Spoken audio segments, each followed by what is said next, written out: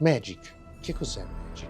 Uno dei pionieri dei giochi di carte collezionabili, quello che ha dato vita a quello che c'è oggi. Infatti successori come Pokémon, Yu-Gi-Oh! Devono tutto a lui. E stasera andremo a vedere come si possono valutare le carte, le condizioni, dove andare a cercare, ma soprattutto potreste trovare un piccolo tesoro magari in casa vostra, nelle vostre scatole, in cantina. Bisognerebbe andare a ricercare un po'.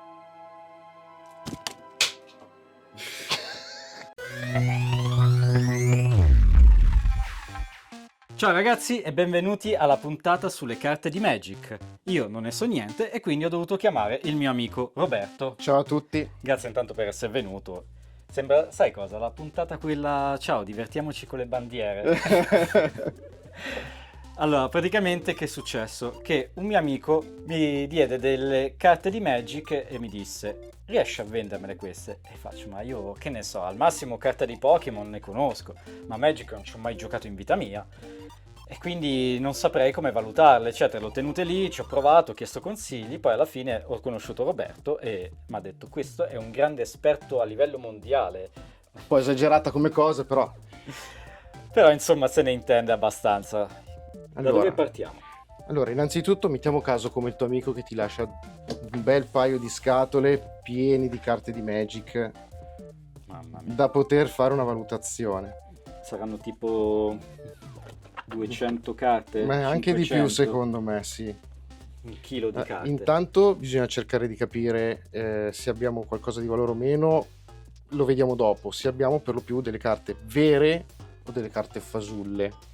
Ah, perché c'è Perché anche questa... C'è anche questa possibilità. Infatti, spulciandole abbiamo tirato fuori 5 carte E che in realtà non sono vere, sono delle carte contraffatte. E da dove l'hai capito, scusa? Allora, si possono capire da varie cose, da vari difetti di fabbricazione. La stampa è diversa, il colore è diverso, la forma e il taglio. Adesso vi metto sotto un foglio bianco così lo si va a notare molto meglio. Giusto, che ci abbiamo anche qua. Dovrebbe essere centrato, perfetto. Sì, l'abbiamo beccata al primo colpo. Intanto la prima cosa che risulta all'occhio, la carta fasulla è molto lucida rispetto alla carta vera. Ok, fammi vedere perché io... Vedi che è molto lucida, sembra tipo plastificata, sì. invece Sì. l'altra dà una sensazione proprio di carta. E questo è quando sono fatte male, diciamo. Poi altra cosa che si va a guardare è il bordo della carta, il classico bordo nero, e la dimensione e il taglio della carta. In questo caso il taglio, quindi la dimensione è giusta, Sì. però il bordo è molto meno spesso rispetto a una carta standard. Sì, in effetti si vede che è proprio... È più sottile. Ma no, al tatto più o meno... No, si sente anche che è più leggera e un po' più rigida. Esatto. Questa. Mentre questa è un po' più pesante e morbida, nonostante tutto. Come colori... Poi, altra cosa che cambia, anche... esatto, l'hai notato subito, il colore del retro, che è la cosa proprio che si nota subito, perché se vai a prenderne, questa è sempre falsa, questa è vera, si va a notare l'intensità del colore che è completamente diversa. C'è una grossa differenza tra questa tarocca e questa originale. Comunque, scusa, procediamo. Questa qui è la base. Poi un altro controllino che si può fare se le carte sembrano originali è quello semplicemente con uno smartphone accendere la lucina LED e passare sul retro della carta. Adesso qua non si vede molto bene, però quando lo si va a passare si nota la filigrana della carta, la filigrana, scusate, Ah, ok, coprendo, adesso perché abbiamo le luci belle sparate, ed è a tendenza ad essere azzurrina come colore. Invece su quelle non originali hanno un colore completamente diverso. Mi sono dimenticato di spegnere le luci. E questo è un errore che faccio molto spesso perché... Ecco, qua si nota sul bianco. Cambia completamente la colorimetria. Ha tendenza ad essere leggermente sull'azzurrino blu. E adesso Lo si vedi? vede, si vede molto bene. Invece su quelle non originali si ottiene un altro colore. Cioè, proprio un'altra cosa. E si vede sotto un'altra... Si vede sotto l'altra carta, ma è diverso il tipo di carta che è stato utilizzato e l'inchiostro sulla base della stampa. Bene, quindi direi che questa è proprio la prova del 9, nel senso che se hai qualche piccolo dubbio sulla falsità o no, fai questa cosa qua. Sì, poi ci sono altri test, però non mi dilungherei troppo, anche perché magari quando state andando a guardare una carta per rivenderla, altri test possono essere un pochino più traumatici per la carta, perché in teoria per vedere se è una carta originale si può fare anche quello che viene chiamato il bend test. Si va a piegare la carta fino a far toccare la parte superiore e la parte inferiore della carta e nel mezzo non si formano delle righette. Se invece le carte sono fasulle e vengono praticamente stampate sopra sul retro di un'altra carta, si formano le pieghette perché la stampa fa uno strato diverso. Volendo si può anche andare a prendere la pesa quella da orafo e vedere quanto pesa in grammatura la carta, di solito è dai 17-18 grammi più o meno. Però vabbè, quello è proprio quando si va magari a vendere o acquistare carte di un certo valore. Ok. Perché il valore della carta può arrivare anche a cifre molto molto molto elevate. Diciamo una macchina nuova me la potrei anche comprare con certe carte. Anche un garage o un appartamento in certe cose. Difficile trovarle nelle scatole giù in cantina, però può essere di tutto. Dai, più o meno è come il mondo delle carte dei Pokémon, siamo lì. Anche sì, quelle... esattamente. Però allora, possiamo fare il test? Ci abbiamo delle carte che non te ne frega niente o... Il band test? Possiamo provare su questa. Curioso. Cioè, Io magari mi viene pure male. Di solito la si prende, la si piega così. E se si va a guardare la carta non ha righette, non ha segni. Però resterà un po' storta. Rimane un pochino storta, poi vabbè, si può raddrizzare. Cioè penso che l'altra volta ho avuto qua l'esperto del grading. Sì. No? Adesso quando vedrà questo video penso gli verrà un infarto dopo quello che hai fatto. No, scusa. Chiedo scusa. No, nel senso, se però dovessi portarla a gradare adesso quella carta, l'avrei un po' rovinata. Sì, andrebbe a perdere leggermente di valore. Anche perché poi, sempre sul discorso del grading, non grading, comunque il valore della carta, oltre al tipo di carta, nel senso che cosa c'è stampato sopra, dipende anche tanto il valore in sé di come è tenuta la carta. Nel senso, se ha dei segni particolari, se il taglio della carta è centrato, se è usurata, se ha preso botte, perché può anche succedere che magari ti è caduta o è successo altro alla carta in sé. Ok, facciamo il test allora con quella tarocca. Magari lo supera, Ok. Effettivamente l'ha superato lo stesso. Quindi è un tarocco fatto quasi bene. Sì, probabilmente il fatto che sia plastificato aiuta il fatto di non farla rovinare quando si fa il bend test. Ok, sì, niente. L'unica cosa è che a differenza di quella resta proprio una piega in mezzo. Sì. Mentre questa Quella no. È rimasta un po' onduleggiata, mentre questa si è fatta proprio una piega brutta. Ok, boh, allora adesso sappiamo come capire se ci stanno vendendo una sola o è una carta o se avete trovato una sola, perché trovato. c'è anche sempre quel discorso lì che magari uno arriva a casa e ok, fammi un po' fare quel test con la lampadina del telefono. Quello era figo perché si vede veramente tanto la differenza tra le due carte. Adesso questa qua probabilmente, siccome è una carta vecchia, è una di quelle fake un po' datate. Adesso le fanno che sembrano veramente originali. Ma anche facendo il test del colore noti che non c'è l'azzurrino, lo noti più sul nero, un pochino più scura, oppure può risultare un pochino più verdina. Vabbè, insomma, come i bravi falsificatori. E poi l'unica lì, quando non sai più se è vero o meno, l'unica è andare con la pesa. O se no si può strappare la carta per vedere il filamento dentro, se è azzurro o meno. Vai. Facciamolo subito. Ok. Qua direi che niente, in teoria è cartoncino. Se andiamo a strappare questa, sei sicuro che una carta non vale niente? Sì, quella? sì, tranquillo. Sempre per l'amico mio che è venuto l'altra noterete che c'ha del filo azzurro. Vedi che c'è dell'azzurrino nel centro. Porca miseria. Invece l'altra no. È come le banconote. Sì, esattamente. Incredibile. Peccato che bisogna fare così per capire se era originale o no. Pensa se poi dici dai facciamo, era originale. E adesso? Vabbè. Quindi, E vabbè, quindi questo non fatelo a meno che non siete sicuri che Non volete fatelo. strappare la carta perché noi è ve l'abbiamo falsa. fatto vedere, ma non fatelo da casa. Quello è semplicemente il caso estremo. Ok, poi Poi, siccome Magic è un gioco che è in circolazione dal 93, quindi ci sono tantissimi design diversi di carta, tantissimi layout diversi, il valore in sé della carta varia anche dall'edizione, perché ci sono tante ristampe della stessa carta che hanno fatto negli anni. Questo cosa significa? Che se avete magari una carta della prima edizione, adesso ve ne faccio vedere una che mi hanno prestato, tipo Tommaso suggerisce il Black Lotus. Grazie, dai. quello sfortunatamente non c'è all'appello. Esempio, una delle carte più utilizzate sono le terre e ci sono in ogni edizione, vengono stampate e ristampate. Che Le bello. terre di queste due edizioni, che sono Alpha e Beta, che sono le prime due edizioni di Magic in cui sono state stampate, hanno un valore completamente diverso da una terra base dell'ultima edizione che varrà qualche centesimo. Queste possono anche salire sui 30, 50, 60, 80 o 100 euro in base a com'è la condizione della carta. Infatti, se potete vedere, questa qua è un po' rovinata sui bordi. È stata giocata per bene. È stata giocata perché all'inizio non si usavano le bustine protettive. Adesso No. abbiamo addirittura le perfect size e poi si va a rimbustare la carta 2 volte. Faccio vedere una.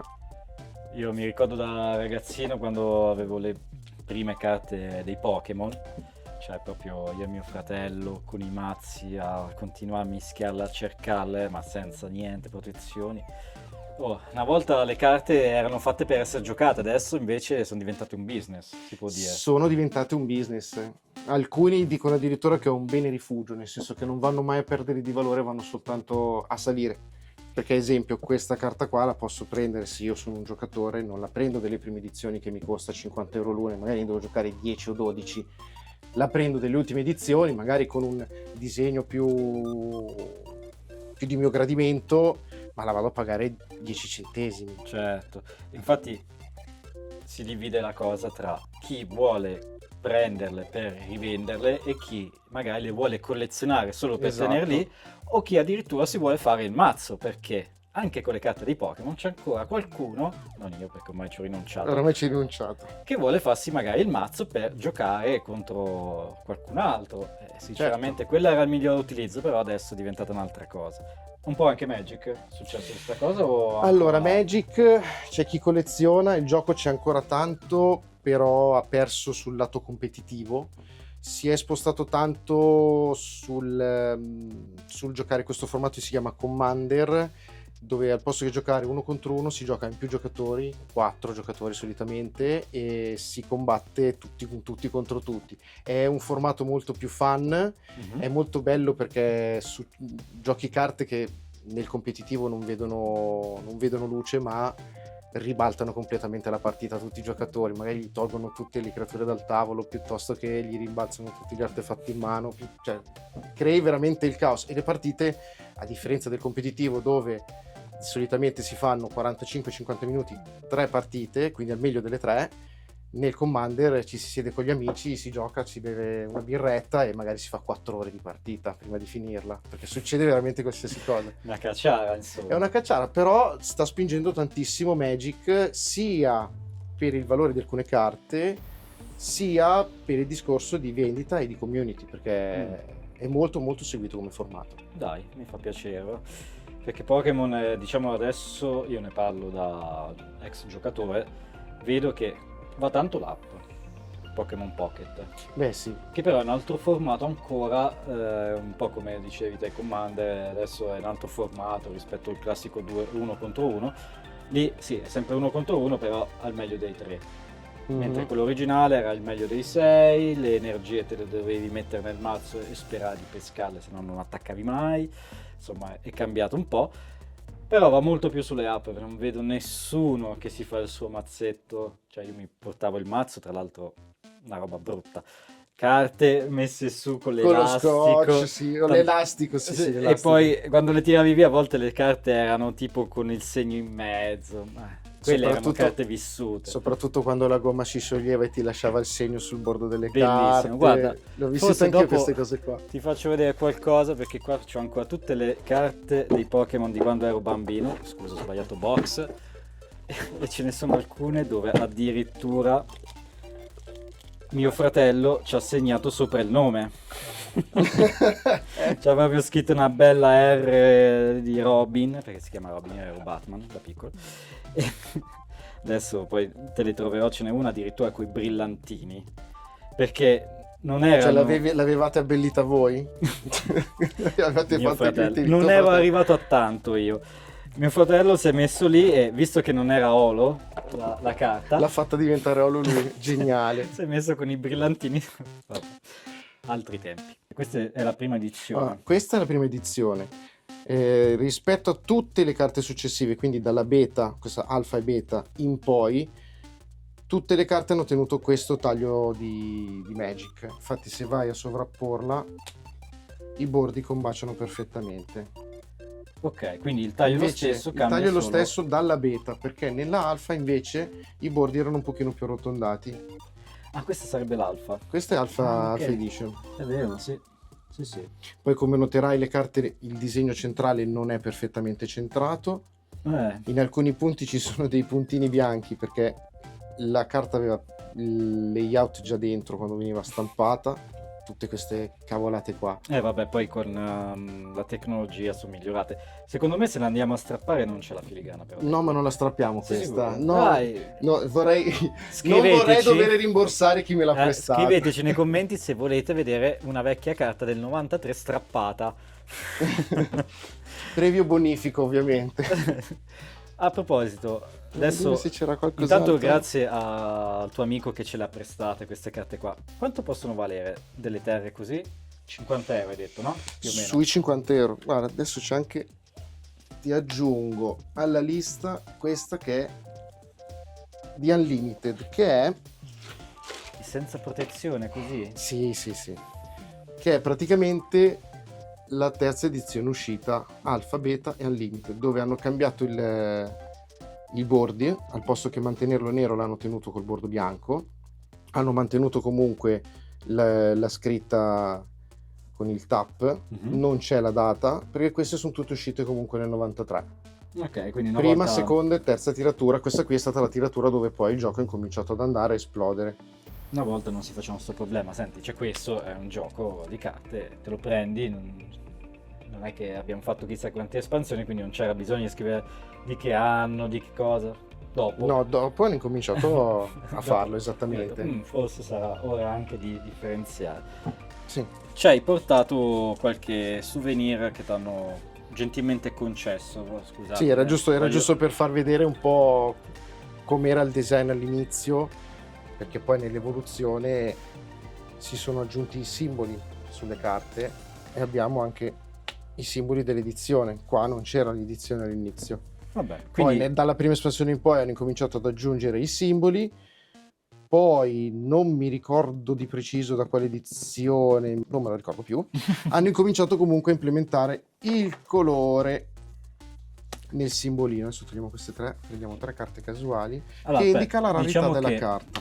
se trovate delle carte così, diciamo che comunque avete già in mano qualcosina di Sì, buono. qualcosa valgono sempre, certo. Quindi, che ne so, il cassetto sotto al letto, trovate una roba del genere, e fateci attenzione perché è buona. Senza simboli, senza date. Questa è la prima edizione, Esatto. che sembrano anche bruttarelle. Un po'. Vabbè, Stampate male. era la all'epoca. prima edizione, certo. Però più è brutta e più vale. Tenendo conto che è una carta del 93 No, è chissà. ancora qua fra noi. E come suggerisce Tommy, c'era una Black Lotus che era anche bella da vedere. Me la ricorda Black Lotus? Non era la prima edizione però. Sì, La prima Alpha Beta edizione? lì hanno stampata solo nelle prime tre edizioni.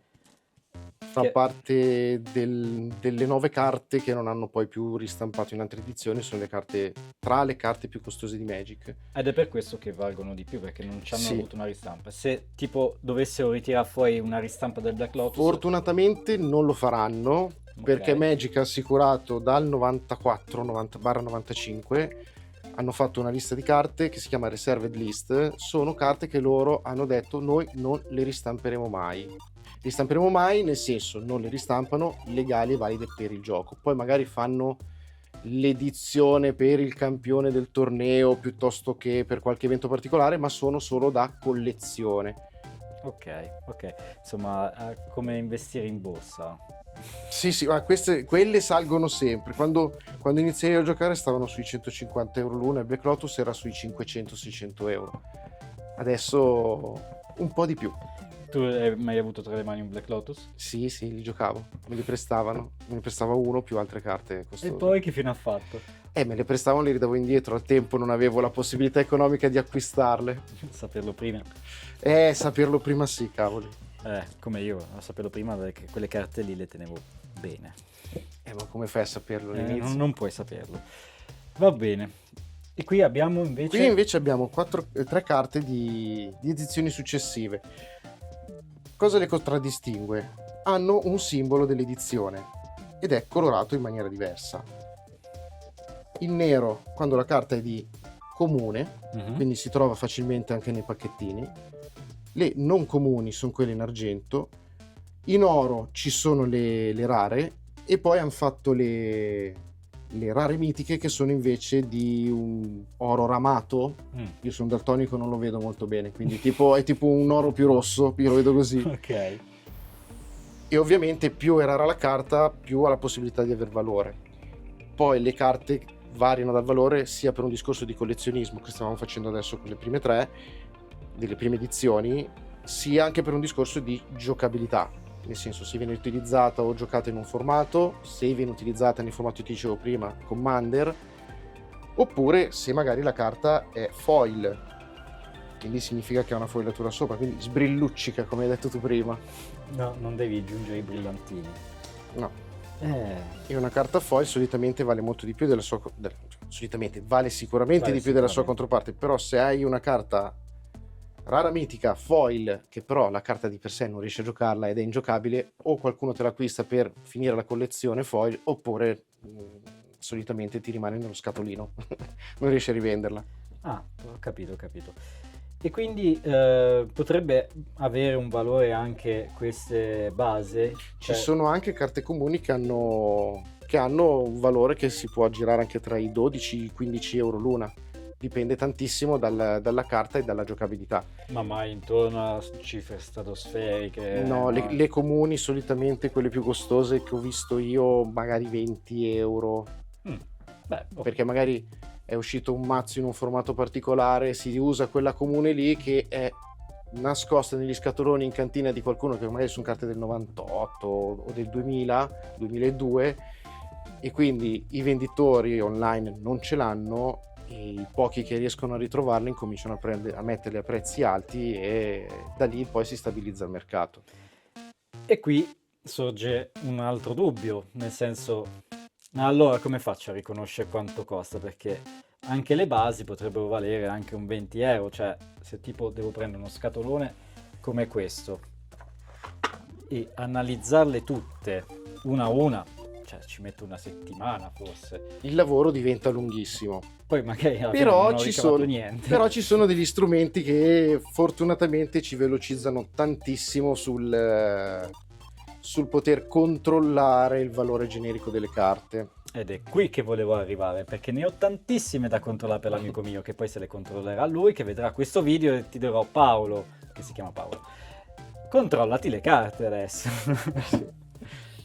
Però dopo magari diamo anche un altro suggerimento, insomma, nel senso, a volte tipo questo Paolo qua mi ha portato dei faldoni e sono tipo 6-7 faldoni di carte, eccetera. Volendo si potrebbe anche prendere tutto, visto che sono vecchie anche queste degli anni 90, e dire le metto all'asta. Sì, allora, come formula di vendita ci sono varie opzioni una volta che uno ha trovato un bulk di carte, quindi quando ha tante carte può fare un'asta su eBay. Ovviamente si deve fare prima una ricerca, trovare quelle almeno 20 o 30 carte interessanti e magari dire: ok, queste 30 carte come valore sommato siamo a, che ne so, 250 euro. Però io di tutte le altre non me ne faccio niente. Allora, voglio venderle, cerco di arrivare a quella cifra lì o a qualcosina di più e dico, ragazzi, io ho queste 30 carte nel lotto più un sacco di altre carte o non controllate, se non le avete controllate, o controllate con carte di varie edizioni. Facendo così solitamente si cerca di attirare un pochino di più la vendita. Ci può stare. Altra soluzione, ci sono un sacco di negozianti e un sacco di vendor che ritirano. Solitamente loro si rifanno a uno store online che è Magic Card Market, piuttosto che Card Trader, piuttosto che altri siti che danno le valutazioni. Ci sono persone che vendono e venditori che vendono e fanno un ritiro massivo di carte, però ovviamente al 70% del valore della carta, perché loro comunque poi devono prenderle, smistarle tutte, rivenderle un po' alla volta. Magari acquistano un lotto che vale 500 euro, lo ritiro a 380, 350, ma a rivenderle tutte non faccio subito 500 euro e magari nel mentre le metto online, cerco di venderle, si abbassano di prezzo, quindi loro si accollano anche il rischio di rivendita. Ok. Allora. Altra cosa che si può fare per velocizzare tutto questo processo, per controllare le proprie carte, è affidarsi a software di scansione. Semplicemente col vostro cellulare. Io adesso ho scaricato uno che si chiama Manabox, che è molto semplice, Che ha quest'icona qua. che è quest'icona qua, Manabox. Poi ce ne sono altri. Questo lo utilizzo perché si rifà allo store dove vado a rivendere ogni tanto qualche carta io. Quindi... andando a scansionare le carte, una volta che si passa davanti la carta lui la registra, ti dice di che edizione è, quindi bisogna sempre controllare, perché alcune carte, avendo le stampe, lui cerca solitamente di metterti la stampa più recente e ti dice, io in questo caso ho impostato lo store di Magic Card Market e mi dice l'average, cioè quanto di media viene venduta questa carta, che è 3,32 euro. Se ci vado a cliccare sopra mi fa vedere tutte le varie versioni della carta, il prezzo minimo, il prezzo di tendenza, quanto vale anche foil. Stavo per dire, sembra un'app molto fondamentale per no, è fondamentale. Cioè, per uno che non sa assolutamente il valore di una carta, Vediamo la foresta di prima che c'era venuto il dubbio. Scannerizzi e boh, abbiamo già il prezzo. Però bisogna trovargli la versione giusta. Ecco, e come trovi la versione giusta sulla carta? Come lo capisci? Queste delle prime 3 edizioni devi conoscerle. Le altre solitamente col simbolo dell'edizione si va a ribeccare l'edizione giusta della carta. Ma io posso cliccare anche sull'anteprima? Tu puoi cliccare sulla carta e andare a vedere l'edizione da selezionare. C'è un'applicazione fantastica questa. Questa è molto comoda. Abbiamo risolto ogni dubbio su come riconoscere una carta, quanto può valere, se è una carta rara, giusto? O sì, direi non troverò mai l'edizione di questa carta, quindi lasciamola da questa parte perché non finiscono più, continuando a scendere. Ma quante edizioni hanno fatto? Perché è una a parte che sono stupido io che potevo semplicemente scrivere il nome dell'edizione. Ok, e così c'è questo disegno qua e questa qua. E lui mi va a dire che vale 2,63 euro, ad esempio. Stupendo. Io invece sai cosa facevo? Prendevo il telefono, Google Lens. A Google Lens andavi a guardare con il Google Lens. Vedevo quanto la vendevano gli altri. Però lì rischi di andare magari su eBay, che c'è magari qualcuno le mette a prezzo più alto o più basso e quindi tutto sfalsato. È sempre un casino perché vado a vedere e porca miseria, uno l'ha messa a 60 euro, l'altro l'ha messa a 20 centesimi e allora, ma qual è il prezzo? E invece qua adesso sappiamo di preciso. Ma poi chi li fa sti prezzi? I prezzi li fanno diciamo il mercato e i giocatori, perché se una carta comincia a prendere piede nei tornei che viene utilizzata e c'è necessità di acquistarla, la carta incomincia a salire di prezzo. Esempio, il mese scorso hanno cambiato la lista per i tornei delle carte bannate, hanno sbannato delle carte e c'era il Mox Opal, se non ricordo male, che si aggirava attorno ai 35-50 euro, è schizzato nel giro di 3 giorni a 130. Poi adesso si sta ristabilizzando, sta scendendo sui 90 euro, però ovviamente i prezzi hanno una fluttuazione in base a quello che vengono giocati. Io non riuscirei mai a starci dietro a sta cosa. Cioè, proprio devi essere patito, ma tanto. Te immagino che non ti perdi un... No, vabbè, adesso ci gioco molto meno perché non ho tempo, però in passato sì, ero Ci all davi- in sul gioco. Va bene, perfetto. Quindi adesso sappiamo riconoscere una carta non originale, una che può avere un valore o no, o comunque di una vecchia edizione, da lì capiamo già che ha valore, oppure se abbiamo il dubbio prendiamo il nostro telefono, scarichiamo l'app, è gratuito tra l'altro. L'app sì, è gratuita, ti fa fare fino a due o tre collezioni gratuite, poi c'è, se paghi ti dà delle cose in più, però nel senso la base, se uno trova uno scatolone o vuole farsi un attimo una lista per capire che cosa di valuta di valore di carte, fa una lista sola, scansiona la collezione e si va a vedere più o meno il prezzo medio. Poi, come ti stavo dicendo, dipende tanto dalla condizione della carta, perché poi da lì ad andare a venderla come carta singola sul negozio online devi anche indicare se la carta è messa bene o meno. Ci sono varie gradazioni che vanno dal pur al mint, che è la stessa cosa che c'è nei Pokémon. Mint è quando la sbustano coi guantini, non è, nella bustina c'è finita bene, non ha avuto problemi. Quello che non faccio mai io. Ok, poi il gioco nei vari formati e le banlist per bilanciare il meta. Che cavolo vuol dire? Le banlist è quello che ti dicevo, che adesso hanno sbanato delle carte in un formato Ah, e quindi le carte hanno incominciato a muoversi di valore, nel senso che quando, ok. ad esempio, adesso c'era l'espansione dei Signori degli Anelli, che se non ricordo male hai preso un mazzettino di Commander anche tu, Sì. e dentro quell'edizione lì è uscito l'unico anello, quella carta che poi hanno stampato in uno, che poi Che il non l'ho tizio ha trovato trovata in io. Canada e l'ha data a Post Malone, e l'anello si poteva giocare in uno dei formati più giocati, che è Modern, e l'hanno appena bannato perché era una carta molto tossica, perché era dentro il 62% dei mazzi giocati. Cioè tu ti sedevi e sapevi che al quarto turno, che costa 4 mana la carta, o al terzo se qualcuno riusciva a farla prima, in altre maniere te la appoggiava e tu dovevi riuscire a giocarci contro o girarci attorno, o per vincere contro di lei dovevi giocare tu stesso l'anello il turno successivo. Ok. Era una cosa abbastanza ridicola, l'hanno tolta dal mercato. Adesso non ricordo il valore, però si è praticamente dimezzato della carta, perché non avendo più i giocatori la necessità di comprarla, il valore crolla quando una carta viene bannata.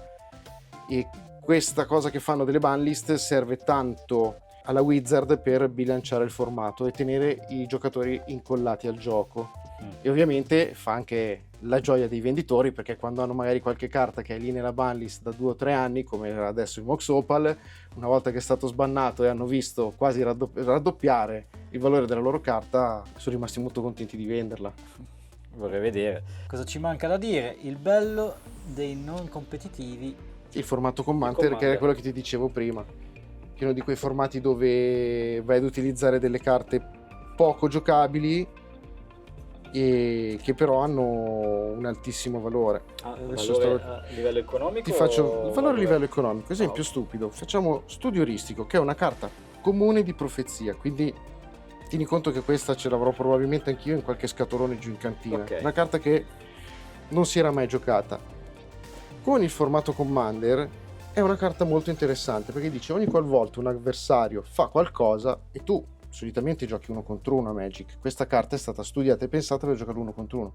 In Commander giochi contro altri 3 giocatori, quindi solo l'abilità, al posto che attivarsi una volta per turno, è possibile che si attiva 4 volte prima che ritorni a te il turno di gioco, quindi riesci a sfruttarla molto di più. Ok, quindi era una carta comunque sviluppata per un gioco 1 contro 1 e si è rilevata una carta fondamentale per il Vale 31,50 € ed è una carta comune.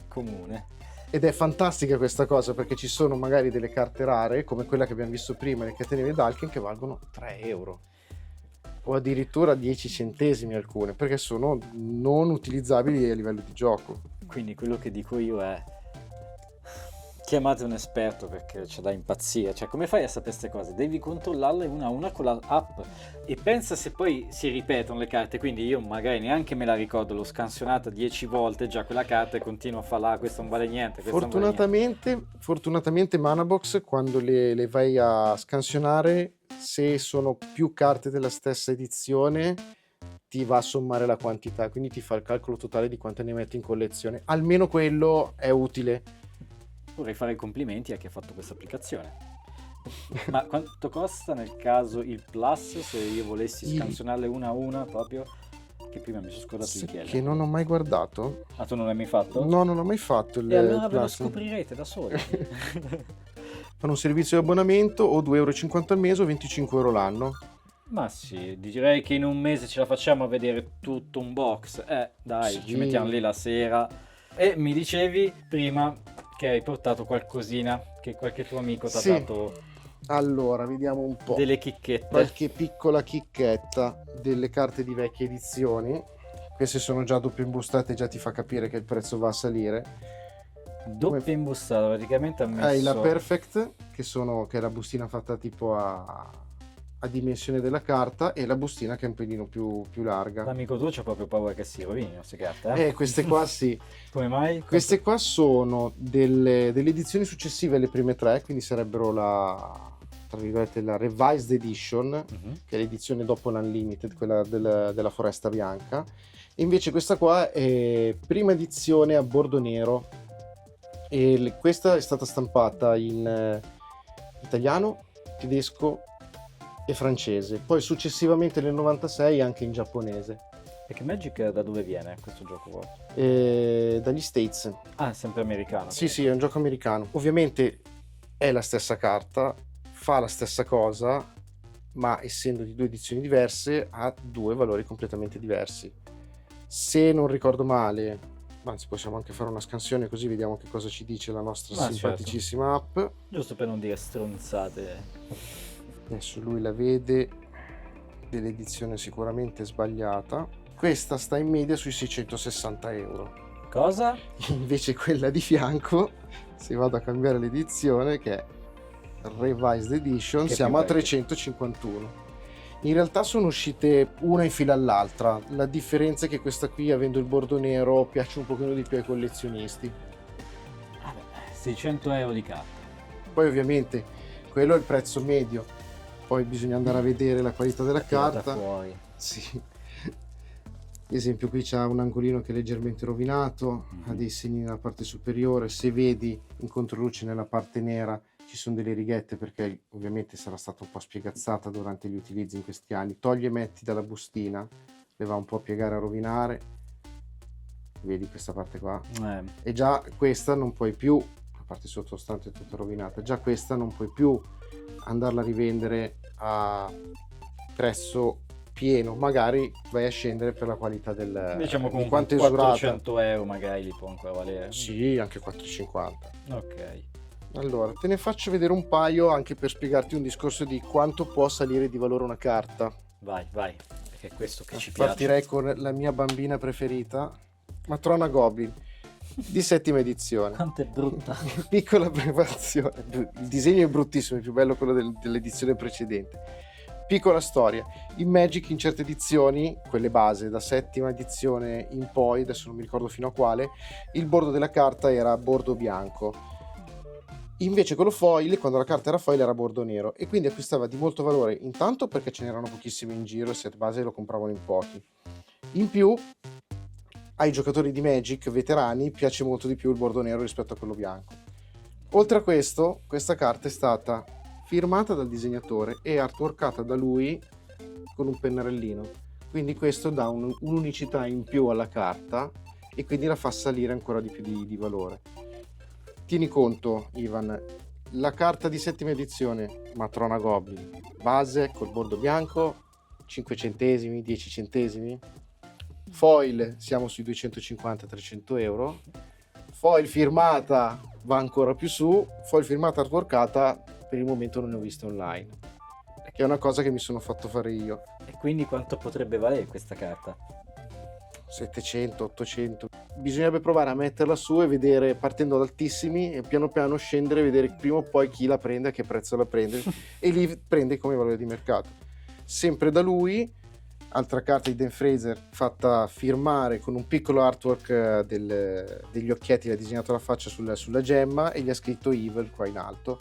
Queste qua sono un po' più comuni perché tutte le volte che andava alle fiere per firma carte, tanti portavano il Mox Diamond e lui faceva bene o male o questo, se no faceva un altro disegnetto. Hai fatto una foto mentre lo faceva? No, ma è lui. Le firme sono sue. Poi, parlando sempre del discorso del valore delle carte, anche le carte vecchie che non hanno più ristampato, troviamo il Suki. Carta bellissimo nome, no per i bambini. Taglia, non è taglia. colpa sua, taglia. Ed è una carta della seconda espansione di Magic. Il Suki. Suki. Che Si dobbiamo chiama fare? Suki. Anche questa è stata una carta che ha avuto un valore fino a un certo periodo, intorno al 2014-2015, perché si utilizzava in un formato. Quando poi non è stato più utilizzato si è abbassato di valore. Ultimamente si è rialzato perché si utilizza in un formato molto particolare che si chiama Classic, dove per giocare si possono giocare soltanto le prime 3 edizioni stampate di Magic, quindi Alpha, Beta, Unlimited, e le prime 2 espansioni, Arabian Night e Antichis. Ci ho capito nulla. Si possono giocare solo le carte che hanno stampato nel 94, tradotto. Ok, Così è molto chiaro. più facile. E anche se dovessi mettere dentro una terra base nel mazzo, deve essere del 94. Non ammettono carte nuove, anche se ci sono delle ristampe successive.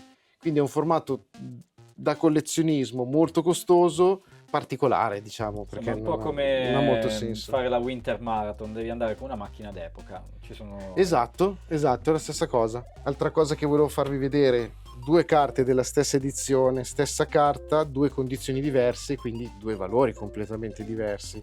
Sono carte che hanno poco valore perché sono state ristampate successivamente in 1000 edizioni. Però era giusto per farvi capire la differenza tra una carta messa, non dico nearmente, ma comunque messa abbastanza bene, da una carta che ci hai cacato sopra. le ha viste di tutte. L'hai data al cane questa. Se la guardi in controluce si capisce perfettamente che ha preso anche delle botte contro degli angoli. Si vede la filigrana ormai. Cioè, è una cosa allucinante. Però se dovessimo fare su entrambe le carte sempre il test della luce, si vedrebbe sempre dentro la parte giusta, la colorazione giusta, Sì, perché la carta è originale. sì. Vabbè. Belle. Mi ricordano le carte del mio Monopoly, che erano distrutte ormai. Ma questa è stata giocata senza bustine dal 94 in poi. Ed è così che una carta deve arrivare. Vissuta, Così. bella vissuta. Cioè, ti volevo far vedere le mie vecchie carte dei Pokémon, così concludiamo. Passami una carta dei Pokémon. Devo vedere Te ne se passo di quelle proprio vecchie. Questa è prima edizione. la devo tirare fuori, Vai. Vediamo se... Alcune sono tenute bene perché erano carte che non usavamo nei mazzi, quindi sono tenute bene.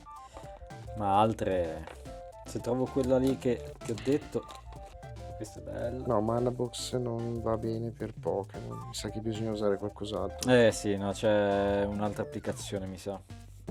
Intanto si vede che sono state giocate e usurate. Se vai, si Sì. vede che c'è qualche segnetto bianco C'è sul ma le bordino per la mischiavi. ecco, magari questo si riesce a vedere meglio, cosa che non ho fatto prima, non ci ho pensato. Questo si va a vedere meglio sul nero, quando hai delle carte che sono segnate o mangiate. Sì. Anche questa ha vissuto non quanto questa, ma ha vissuto. Questa secondo te è stata vissuta un po'? Oh cavoli. Perché una volta si mettevano anche in tasca le carte. Sì, purtroppo E questo ha poi- visto giorni migliori. Il problema è che poi ti ci siedi sopra la carta. Io ho visto molti anni fa un Black Lotus non così tanto segnato davanti, no, perché non aveva la foilatura, quindi la carta non si era rovinata, però il retro aveva una piega sul bordo e comunque manteneva alto il valore. Paolo, hai capito cosa devi fare per valutare le tue carte? Perché adesso non ti tiro fuori i faldoni perché non ci starebbe sul tavolo. Non ci staremo sul tavolo. No, troppa roba. Non te le faccio neanche vedere, analizzare, dopo facciamo magari in privato, vediamo se c'hai qualcosa di valore. E niente, intanto grazie mille per la tua pazienza, per essere venuto Grazie a te qua. per l'ospitalità. Hai suggerimenti per i nostri amici? Suggerimenti particolari: qualsiasi carta vedete che non ha valore, mantenetela comunque da parte, a meno che non vi occupa volume e spazio, perché può succedere che si alzi di valore magari un domani. Unitevi di scatole, de scarpe, quello che volete, perché... Ma ok, il problema è come ci arriverà la notifica sull'applicazione se un giorno salì valore Una carta? volta che si va a scansionare ed aggiungere una collezione, adesso vi faccio vedere una di queste qua casuali, il prezzo è aggiornato volta per volta, nel senso che se la carta sale o scende di valore, come potete vedere qua c'è tipo più 9,66%, più 9,56, vuol dire che la carta da quando l'ho scansionata è salita di valore di 9 euro. Che non è quella che abbiamo fatto prima. No, queste qua sono carte che Pensa che avevo culo se scansionato un po' succedeva in diretta. giro. No. Quindi se avete altre domande e cose da chiedere a Roberto, commentate questo video e poi quando il povero Roberto avrà un po' di tempo Vi rispondiamo alle vostre domande, certo. ci proviamo. Ciao ragazzi. Ciao.